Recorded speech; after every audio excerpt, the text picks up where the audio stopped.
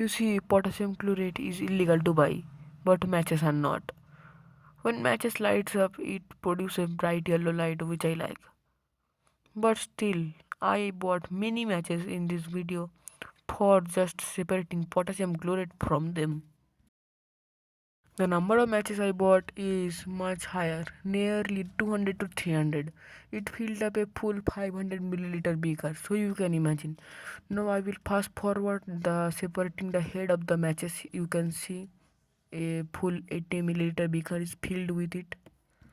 It was much boring, so I did not show the whole process, but still, at the end I was left with this much powder of the match heads. I weighted it and it came nearly 5 gram, so I would probably get 50% of it, means 2 gram. The theoretical yield is 2.5 gram, and I don't know at the end of the video how much should I get, but to separate it I added some water in the match heads.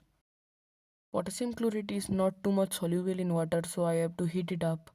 As you can see, I would regularly use my normal mantle for this heating, but today I find an excuse to use my special gas stove which I bought some days ago.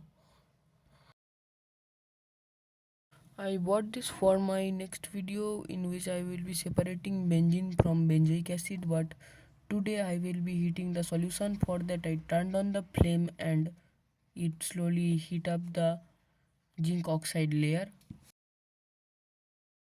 After that I put my beaker full of that mixture and I let it for some time to heat up, and it was pretty fast. It was pretty fast, and after some time it started to boil, as you can see here.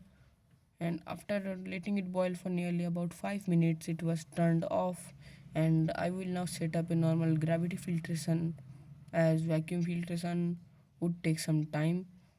For that I kept it aside and move on to the filtration. Now it has to be done a hot filtration, as the solubility of the chlorate in hot water is pretty higher than the solubility of it in cold water. For that I just took my beaker full of the boiling solution and I filtered it using just simple gravity filtration.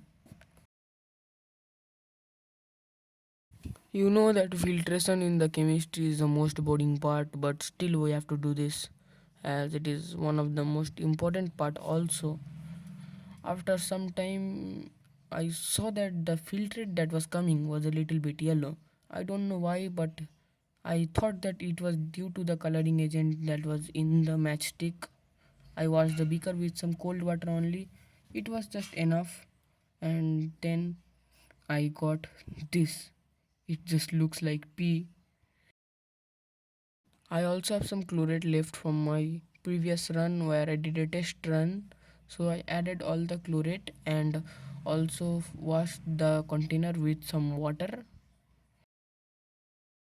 Now you can see that after I wash it and the chlorate is still floating. If it would be another salt which is soluble in water, it would be fully dissolved. But no, chlorate is not much soluble, and after also studying, some chlorate is also floating on top, which needs to be heated so that the chlorate should be properly dissolved. For that again I used my legendary stove.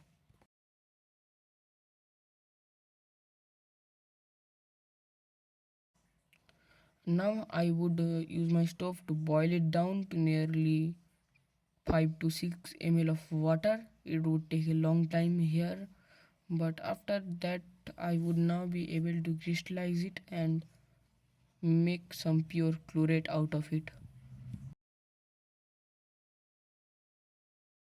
I started the stove, and as the zinc oxide layer heated, you can see the red places formed by it. And after some time, it started to boil, and it decreased to much volume, like 5 or 6 milliliters. I turned off the stove, and it was pretty handy and helpful, and I tested it. After I set an ice cold bath, it didn't have ice, but it was salt water chilled to nearly 11 degrees centigrade, and you can see that the chlorate has crystallized, and I will now use my Buckner funnel to filter it out. I As chlorate is not soluble in cold water, but still some of it will be remain soluble. So you have to use the filtrate only that is coming out. In the vacuum filtration also the color did not go and it was pretty yellow at this time also, so I thought that I should wash it with the filtrate one more time, where I transferred all the chlorate that the crystals have formed and then washed it with some more water, and the water was pretty cold, like it was 2 to 3 degrees centigrade near freezing. And after washing, the chlorate still looked yellow, but after filtration it was pretty clear. At the end I used my vacuum filtration to fully dry the chlorate, not dry but it was like a paste, and then it was dried in my desiccator to give me pure crystals of the chlorate.